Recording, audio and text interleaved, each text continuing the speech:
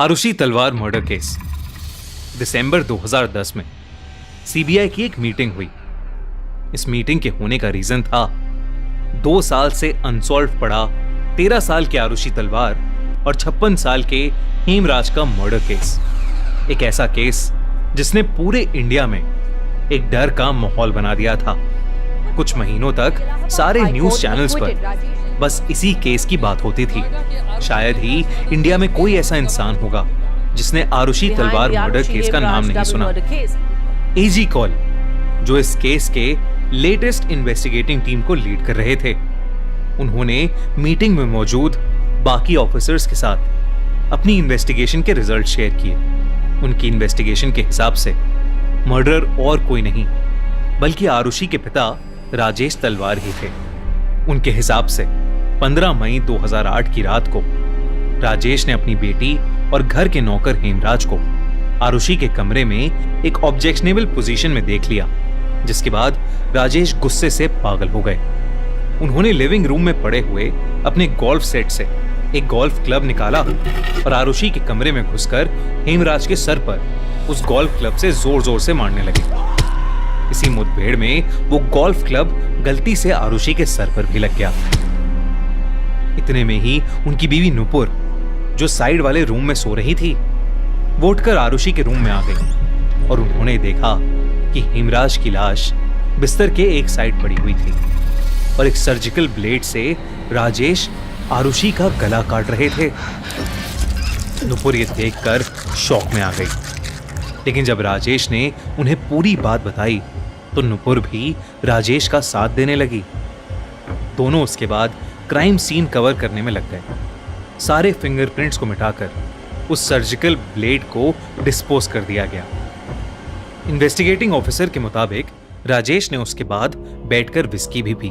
फिर अगली सुबह नुपुर ने अंदर से सबसे बाहर वाला दरवाजा बंद किया और अपनी मेड भारती के सामने हेमराज के आरुषि को मार के भाग जाने का नाटक किया। एजी कॉल के हिसाब से उन दोनों ने बहुत प्लानिंग की थी, पर उन्हें यह नहीं एक्सपेक्टेड था कि छत पर राजेश ने जो हेमराज की लाश कूलर की ग्रिल के नीचे छुपाई थी वो पुलिस को मिल जाएगी। एजी कॉल के हिसाब से राजेश एक बेरहम खूनी था और वो इस केस में उसके अगेंस्ट चार्जशीट फाइल करना चाहते थे, लेकिन वहां प्रेजेंट सीबीआई के मेंबर्स और अरुण कुमार ने उनको वो चार्जशीट फाइल करने से रोक दिया। सीबीआई मेंबर्स की उनको रोकने की वजह थी लैक ऑफ एविडेंस, क्योंकि राजेश और नुपुर तलवार के लाई डिटेक्टर और नार्को टेस्ट में ऐसा कुछ नहीं मिला था जो उन्हें सस्पेक्ट बना सके। ना ही उस गोल्फ क्लब पर ब्लड के ट्रेसेस थे और ना ही उन दोनों के किसी भी सस्पिशियस चीज पर फिंगरप्रिंट्स थे। पर अरुण कुमार की एजी कॉल को रोकने की वजह कुछ और थी। उनके हिसाब से खूनी कोई और था। अरुण कुमार वो ऑफिसर थे जो एजी कॉल से पहले इस केस को इन्वेस्टिगेट कर रहे थे। अरुण कुमार को यह केस 31 मई 2008 को पुलिस के ओरिजिनल इन्वेस्टिगेशन के बाद हैंडओवर किया गया था, ताकि सीबीआई पुलिस की थ्योरीज को कंफर्म कर सके। जब अरुण कुमार को यह केस मिला था तब पुलिस ने राजेश तलवार को ऑलरेडी अरेस्ट कर लिया था, क्योंकि उनके हिसाब से मर्डरर वही थे। पुलिस की थ्योरी भी एजी कॉल से मिलती जुलती थी, बस उसमें डिफरेंस ये था कि पुलिस के हिसाब से राजेश तलवार ने उन दोनों को उस रात एक ऑब्जेक्शनेबल पोजीशन में देखने के बाद हेमराज को वहीं गोल्फ क्लब से मारना शुरू नहीं करा था, बल्कि वो हेमराज को छत पर यह कहकर ले गए थे कि वो उससे कुछ बात करना चाहते हैं। छत पर ले जाकर उन्होंने हेमराज को एक हैवी ऑब्जेक्ट से मारकर बेहोश कर दिया, जिसके बाद उन्होंने एक शार्प ऑब्जेक्ट से उसका गला काट दिया। फिर उन्होंने नीचे आकर विस्की पी और शराब के नशे में गुस्से से पागल होकर अपनी बेटी आरुषि के कमरे में जाकर एक शार्प एज्ड वेपन से उसका भी गला काट दिया। और अगली सुबह एविडेंस टैंपर करने के लिए उन्होंने मर्डर के इमीडिएटली बाद पुलिस को बुलाने के बजाय अपने नेबर्स को जमा कर लिया, ताकि उनके घर में ढेर सारे फुटप्रिंट्स और फिंगरप्रिंट्स आ जाएं। अरुण कुमार ने पुलिस की थ्योरीज को रिकन्फर्म करने के लिए सबसे पहले नुपुर और राजेश पर लाई डिटेक्टर और नार्को टेस्ट किए, जिसमें उनके खूनी होने का कोई सबूत नहीं मिला। एक बड़ा सवाल था कि उनके घर के अंदर आकर कोई उनकी बेटी का गला काट गया और उन्हें पता ही नहीं चला। यह कैसे पॉसिबल था? राजेश और नुपुर ने इस पर यह कहा कि उनके कमरे में एसी खराब होने की वजह से बहुत शोर करता था, इसलिए उन्हें कमरे से बाहर कुछ सुनाई नहीं देता था। इसके बाद उनके रूम का साउंड टेस्ट किया गया, जिसमें यह निकला कि खराब एसी की वजह से उनके कमरे में कोई भी आवाज नहीं आती थी। फिर अरुण कुमार ने रीइन्वेस्टिगेट करते हुए हेमराज के कमरे की फोटोज देखी, जिसमें उन्हें गड्ढे पर डिप्रेशन वाले 3 पॉइंट्स दिखे। उनकी टीम ने फिर कृष्णा, राजकुमार और शंभू मंडल को हिरासत में लेकर उन पर साइकोलॉजिकल टेस्ट्स और नार्को टेस्ट करवाए, क्योंकि कृष्णा जो राजेश तलवार की क्लिनिक में काम करता था वही था जिसने पुलिस को हेमराज और आरुषि के रिश्ते और राजेश के एक्स्ट्रा मैरिटल अफेयर के बारे में बताया था।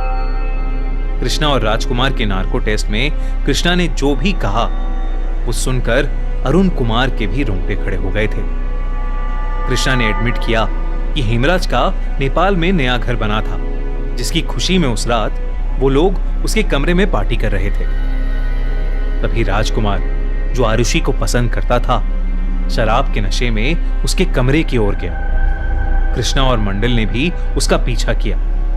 फिर राजकुमार ने आरुषि के कमरे में घुसकर उसके साथ जबरदस्ती करने की कोशिश की, और इससे पहले आरुषि चिल्ला पाती, कृष्णा ने उसके सर पर खुखरी चाकू से मारा और फिर उसी खुखरी से उसका गला काट दिया।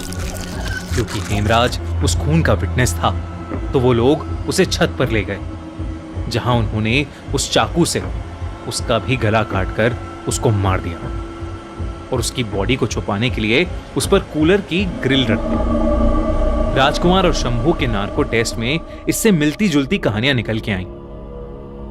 उनकी टीम ने कृष्णा के घर की तलाशी भी ली थी, जहां पर उन्हें एक पिलो कवर और खुखरी मिली। उनकी टीम ने राजेश तलवार को रिहा कर दिया और कृष्णा, राजकुमार और शंभू को अरेस्ट कर लिया था। पर इस थ्योरी में भी कुछ दिक्कतें थीं। पहले की नार्को टेस्ट कोर्ट में एडमिसिबल नहीं होते थे, इसलिए कृष्णा और राजकुमार के कन्फेशन को कॉन्क्रीट प्रूफ कंसिडर नहीं किया जा सकता था। दूसरा, कृष्णा की फैमिली ने कहा कि वो मर्डर के टाइम अपने कमरे में ही था। यही बात राजकुमार के एम्प्लॉयर और शंभू मंडल के एम्प्लॉयर्स ने भी उन दोनों के लिए कही। तीसरा, जो खुखरी चाकू कृष्णा के रूम से मिली थी, उस पर ह्यूमन ब्लड के कोई ट्रेसेस नहीं थे। जब अरुण कुमार ने चार्जशीट फाइल करने की कोशिश की, तो उनकी चार्जशीट भी इस बेसिस पर रिजेक्ट हो गई कि उन्होंने इंफॉर्मेशन सही तरीकों से नहीं निकाली थी, और उन पर शंभू मंडल को मारपीट के फोर्स करके बातें निकलवाने का आरोप भी लगा।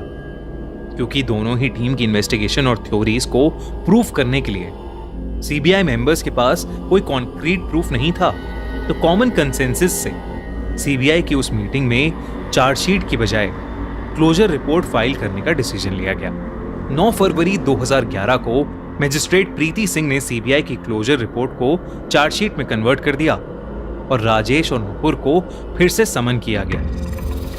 राजेश और नुपुर ने इलाहाबाद हाई कोर्ट और सुप्रीम कोर्ट में इस डिसीजन के अगेंस्ट पिटीशन फाइल की, जो दोनों कोर्ट्स में रिजेक्ट कर दी गई। 11 मई 2013 को राजेश और नुपुर का ट्रायल शुरू हुआ और 25 नवंबर 2013 को एक स्पेशल सीबीआई कोर्ट ने उन दोनों को आरुषि और हेमराज के मर्डर में गिल्टी करार दिया और उनको murder, destruction of evidence, misleading the probe और फाइलिंग अ रॉन्ग एफआईआर के लिए कन्विक्ट करके 26 नवंबर को उन्हें लाइफ सेंटेंस यानी उम्र कैद की सजा सुनाई गई।